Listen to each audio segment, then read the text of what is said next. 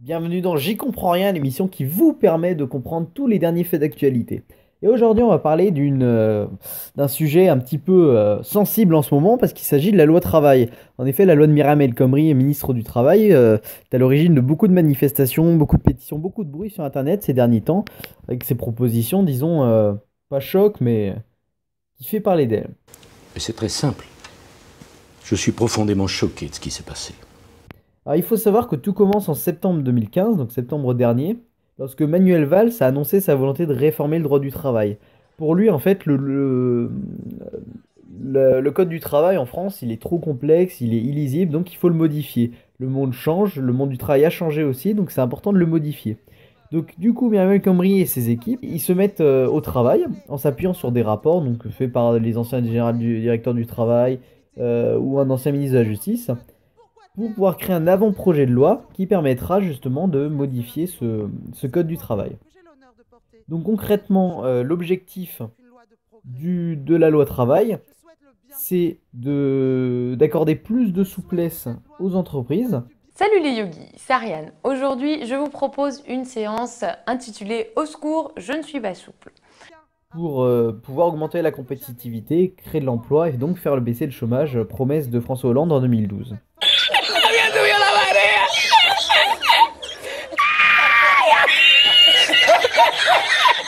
Donc finalement, cette loi, c'est un peu une approche de la flexi-sécurité. Donc la flexi-sécurité, c'est quoi? C'est un concept qui est né au Danemark il y a quelques années et qui veut qu'en facilitant les licenciements et en donnant plus de liberté aux entreprises, bah, finalement, ça les incite à embaucher et donc à faire diminuer le chômage. Je fais en sorte que notre pays puisse être plus compétitif, qu'il y ait plus d'investissements, qu'il y ait plus d'embauches, qu'il y ait plus de souplesse, et que lorsqu'on peut donner plus de souplesse aux entreprises et plus de sécurité aux salariés, ce que j'appelle la flexi-sécurité à la française, on puisse le faire. Beaucoup de pays l'ont fait, l'Allemagne notamment, la Suède ou la Finlande en particulier.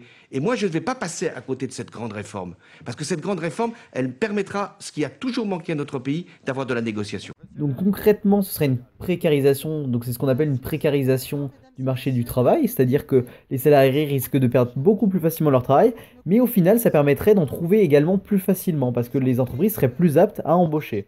Donc c'est un pari qui visiblement fonctionne au Danemark. Après, on ne peut pas comparer un pays de 6 millions d'habitants par rapport à un pays de 66 millions d'habitants, puisqu'on n'a pas non plus les mêmes structures et les mêmes politiques. Oui, c'est notre culture. Hein. Tu te souviens, Céris, que j'avais envoyé à menhir sur Caius Bonus, ça devait bien peser à peu près le poids du traîneau de pierre là-bas, non? Faudrait lui demander. C'est lui qui est le mieux placé pour répondre. Oh, j'ai vu ça! C'est une autre culture. Alors, il faut savoir que cette loi travail, elle est axée globalement sur 7 grands axes. On peut évidemment pas tout citer, puisque ce serait beaucoup trop long. Il y a plusieurs centaines de pages dans le projet de loi. Je peux jeter un coup d'œil? On va se marrer.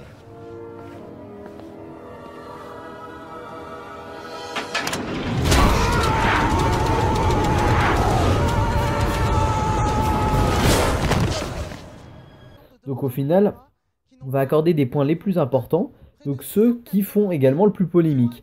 Et parmi eux, par exemple, il y a le temps de travail. Donc clairement, aujourd'hui, on peut travailler 10 heures maximum par jour, en théorie, hein, et 48 heures par semaine. Donc c'est le maximum. Avec la loi travail, le but ce serait en cas d'activité accrue, par exemple un carnet de commandes qui se remplit d'un coup, et ben ça permettrait de faire travailler les salariés jusqu'à 12 heures par jour et jusqu'à 60 heures par semaine. Alors il faudrait quand même un accord au sein de l'entreprise, mais au final ça pourrait se faire. Un autre point qui fait vraiment débat, c'est les indemnités prud'homales. Alors concrètement, c'est quoi? Si un salarié juge qu'il a été licencié de façon abusive, donc clairement que l'employeur a abusé de sa position pour le licencier, eh ben, il peut porter plainte contre son ancien employeur et demander des indemnités. Aujourd'hui, c'est le juge, donc des prud'hommes, le tribunal qui s'occupe de ce genre d'affaires, qui décide de l'indemnité que recevra l'employé en fonction de son ancienneté. Avec la loi travail, ce qui se passera, c'est que il y aura un barème qui obligera le juge à donner telles indemnités aux salariés et ce sera plus sur l'expérience du salarié, et au final il y aura un plafonnement des indemnités, c'est-à-dire que le salarié ne pourra pas recevoir au-delà d'une certaine somme. Pas folle la break. La bête. La bête. La baisse, la baisse. La steak. L'arbitre. Pas folle. Non, au shot l'arbitre. Au shot l'arbitre. Donc ça c'est un point qui fait vraiment beaucoup débattre, mais on va en reparler après. Ensuite, il y a aussi les accords offensifs. Donc c'est ce qu'on appelle les accords offensifs. C'est les entreprises qui, pour aller chercher de nouveaux marchés à l'étranger ou pour augmenter son activité pendant une certaine période, pourra passer encore une fois des accords internes dans l'entreprise pour obliger ses employés à travailler davantage pour le même salaire. Donc clairement, c'est travailler plus pour gagner autant. Encore un point, ce sont les heures supplémentaires. Alors actuellement, les heures supplémentaires donnent lieu à une majoration de salaire de 25% pour les 8 premières heures supplémentaires effectuées. Et ensuite, c'est 50% du salaire pour toutes les heures supplémentaires qu'il reste. Alors avec la loi travail, l'objectif c'est de faire baisser cette majoration de salaire à seulement 10%. C'est vrai que je ne suis pas un professionnel du sauvetage, soit, mais vu d'ici, j'ai plutôt l'impression qu'on a fait un pas en arrière. Tu ne trouves pas? Non, tout va bien. Tout va très bien. Donc là on vient d'évoquer globalement les grands points de cette loi travail, ce qui coince également par rapport aux syndicats et aux salariés. Justement on va en parler. Globalement, il y a quand même des soutiens à cette loi et il y a aussi des organismes qui sont contre cette réforme. Alors dans les soutiens, on trouve quoi? On trouve les Républicains, donc le parti de droite, qui jugent que c'est concrètement ce qu'ils recherchent et ce qu'ils voulaient faire. Certains du Parti Socialiste, mais alors qui sont plus très nombreux, on va dire les proches du gouvernement. Et les syndicats patronaux, par exemple le MEDEF, qui se réjouissent de voir qu'on va enfin accorder en France plus de liberté aux entreprises.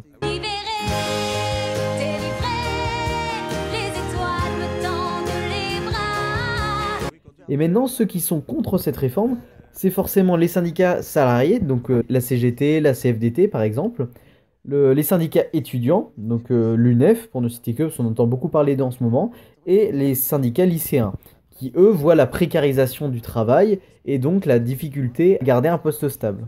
Et au final, ça donne une espèce de gros bordel, où il y a des syndicats qui sont contre la loi au travail, mais qui sont pour si on la modifie, et d'autres qui disent non, dans tous les cas, on n'en veut pas de ta loi.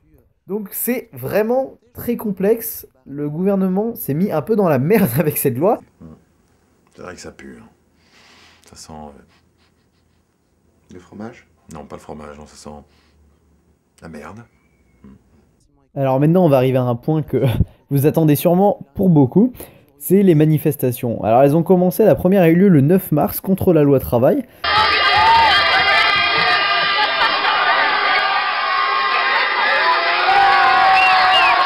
Qui a réuni 500 000 personnes selon les syndicats. Alors bon, c'est les chiffres des syndicats, c'est pas vraiment fiable, mais bon, c'est pour donner une ordre d'idée. Et ensuite, il y a eu des manifestations quasiment toutes les semaines, puisqu'il y en a une le 17 mars, le 24 mars, puis en avril, au courant du mois de mai. Et il y a quand même eu un sacré essoufflement, puisque le 1er mai, il y avait plus que 70 000 manifestants, toujours selon les syndicats et au niveau national. Il n'y a pas eu beaucoup d'effets par rapport à ces manifestations. Malgré tout, le gouvernement a quand même modifié la loi. Faut jamais dire jamais. Elle a été modifiée le 14 mars, après avoir reçu de nombreux représentants de nombreux syndicats, principalement les syndicats étudiants et salariés de la CGT, tout ça. Et du coup, la loi a été pas mal modifiée finalement. Par exemple, pour les indemnités prud'homales dont on parlait tout à l'heure, maintenant le barème qu'ils ont mis en place devient indicatif. C'est-à-dire que le juge pourra toujours fixer lui-même les indemnités que recevront le salarié. Tous des nuls. Allez, casse-toi. Tous des nuls. Ce sont également les mesures concernant le temps de travail qui ont été modifiées, puisque en cas d'activité accrue de l'entreprise, les modifications donc qui sont validées par un accord interne ne pourront pas dépasser 1 an. Donc ce qu'on disait tout à l'heure par rapport à travailler plus et gagner autant, ça ne pourra pas dépasser 1 an, alors qu'avant c'était, alors je sais plus si c'est 3 ans ou alors si c'était entre guillemets illimité. Le temps de travail des apprentis également, la mesure a été carrément retirée, c'est-à-dire que ça revient au stade initial, c'est-à-dire qu'ils pourront travailler 10 heures par jour et 40 heures par semaine uniquement avec l'accord de l'inspection du travail et du médecin du travail. Et enfin, pour tenter de calmer les salariés, le gouvernement a également annoncé qu'ils allaient accorder plus d'heures de formation aux salariés sans diplôme, en faisant passer de 130 heures accordées à presque 400 heures, donc sûrement pour calmer la manifestation. Oui, oui, oh oui, tu la sens ma grosse intelligence. Tiens, tiens, tiens. Et voilà, j'ai exorcisé les démons. Tout danger est écarté.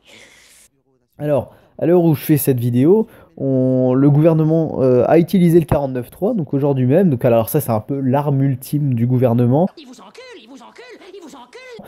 Donc c'est, pour rappel, c'est un article de la Constitution qui permet d'adopter un projet de loi sans le vote à l'Assemblée, parce qu'ils ont peur de ne pas avoir la majorité pour pouvoir le voter.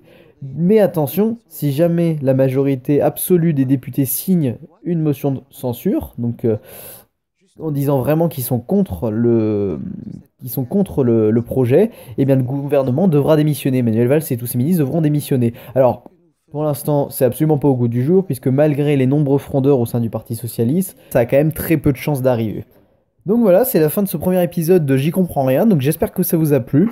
N'hésitez pas à commenter, à me dire ce que vous en pensez. Écoutez, j'ai une conception personnelle de l'ouvrage. Ce n'est pas assez triomphal, ce n'est pas assez orgueilleux. De l'orgueil, mon sang. Enfin, c'est de la bouillie, tout ça.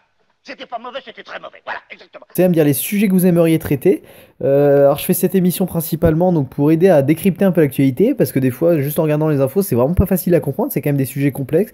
J'ai essayé de simplifier au maximum, donc les puristes qui viendront me parler de détails, c'est pas vraiment l'objectif. L'objectif, c'est vraiment d'avoir de faire en sorte que l'information soit assez simple finalement, soit assez compréhensible.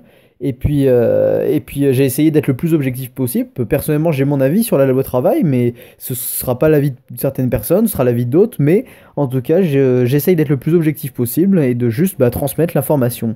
Donc j'espère que ça vous a plu. N'hésitez pas à commenter, à dire quel sujet vous aimeriez voir, à mettre un j'aime si jamais vous avez aimé la vidéo. Et puis on se dit très bientôt pour un nouveau J'y comprends rien. Salut à tous.